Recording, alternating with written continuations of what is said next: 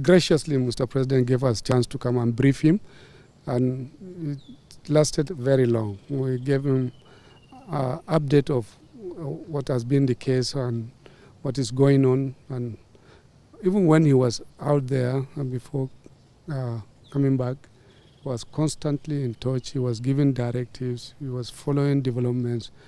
And we, in charge of the security, got the opportunity today to come and brief him properly for hours.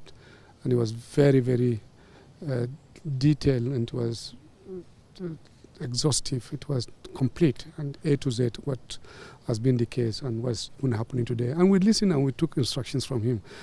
We got new directives. The fact is, Mr. President is insisting and working so hard to ensure that we have peace, security, and stability in our country. We gave him what is going on, and we also assured him that work is ongoing and continuous. We also carried out his instructions. We went around.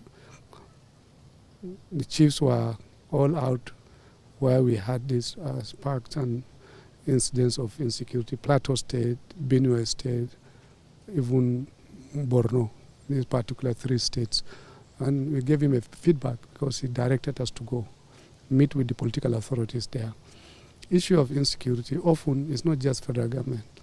It involves the subunits.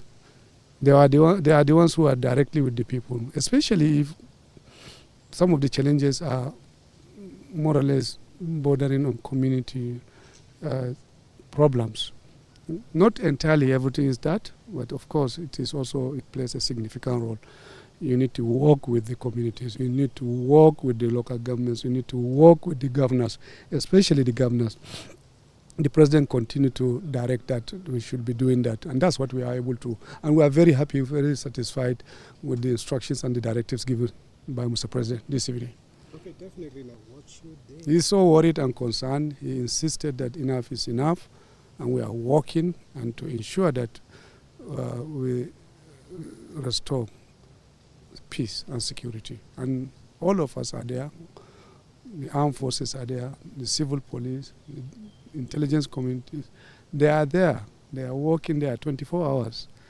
And we feel that we have done enough to believe that we are on the right course and we'll be able to be on top of things. We are getting the cooperation of like I said, the leadership at the state level and everybody. So we are good. It's not really 100% that everything is safe and secure, but we are going there. Things have improved since, and we'll continue to be there. We will work.